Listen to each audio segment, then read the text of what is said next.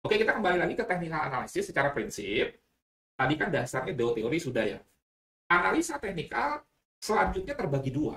Ada yang menggunakan indikator, ini yang disebut dengan modern matematika biasanya pendekatannya. Ada yang tidak menggunakan indikator, ini yang istilahnya klasik. Dia melihat pattern-pattern atau pola-pola. Pola apa? Bisa pola chart, bisa pola candlestick. Itu yang klasik. Tidak ada bantuan indikator. Kalau istilah internal komunitas TTS, trading tenang-senang, trading yang aman-nyaman menguntungkan, itu naked trading. Gitu. Kita melihat, wah, ada pola double top, double bottom, triple bottom, head and shoulder kayak sampo. Apalagi tuh nanti pelan-pelan. Artinya gini loh, mulai diperkenalkan dengan istilah-istilah yang layak, yang jamak dalam dunia trading, ya, supaya nanti kita makin paham. Oke. Nah, itu yang dimaksud dengan tidak menggunakan indikator. Kalau menggunakan indikator seperti apa? Menggunakan misalkan contoh indikator-indikator trend. Apa indikator-indikator trend? Misalkan seperti moving average, kemudian Bollinger, mungkin di aplikasi-aplikasi trading juga disediakan itu indikator. Atau misalkan indikator untuk mengetahui jenuh beli, jenuh jual, overbought, oversold, stokastik, ACD. Jadi indikator pun nanti ada pembagiannya. Untuk melihat tren, untuk melihat volume, untuk melihat jenuh beli, jenuh jual. Dan kita harus tahu kelemahan-kelebihan dari masing-masing tipikal indikator ini. Bahwa tren kelemahannya ini, kelebihannya ini. Oke? Nah, sekarang kita masuk prinsip dulu.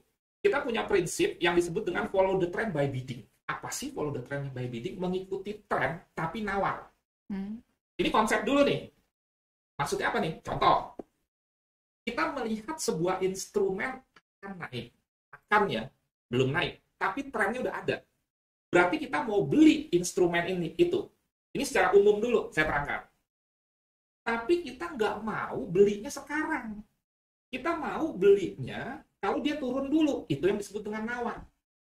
Kalau istilah kita kayak emak-emak di pasar aja. Nggak enak kalau nggak nawar, walaupun sudah murah. Misalkan, Bang, harga cabai berapa? 100.000, Neng. Kita tahu bahwa cabai itu akan naik. Misalkan, karena trennya naik. Tapi kita nggak mau beli 100.000. Kita tawar. Siapa tahu dikasih. 90.000 deh, Bang. Kan nanti kan resikonya jadi lebih kecil, reward-nya jadi lebih besar dong. Nah, ini konsep yang mulai diterapkan di dalam dunia trading. Kita melihat tren gold naik. Tapi entry-nya bukan sekarang. Tunggu dia koreksi, istilahnya turun dulu sedikit. Itu yang dimaksud dengan nawar. Tapi ingat, yang namanya nawar ada konsekuensi negatifnya. Tahu nggak kira-kira apa konsekuensi negatif dari nawar?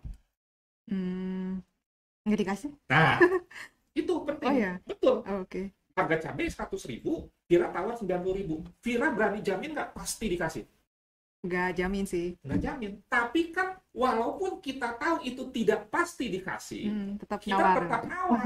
Sama di market juga begitu. Oke. Kalau kita yakin tren gold itu akan naik, kita akan masuk buy, tapi supaya mendapatkan harga yang lebih rendah, buy on low, sell on high, kita tawar. Dengan konsekuensi nggak dapat harga.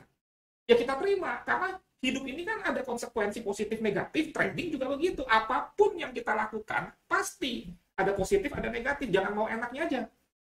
Nah itu, tapi paling tidak, di mana-mana, misalkan dalam dunia dagang sektoril, praktek ini lazim kita lakukan.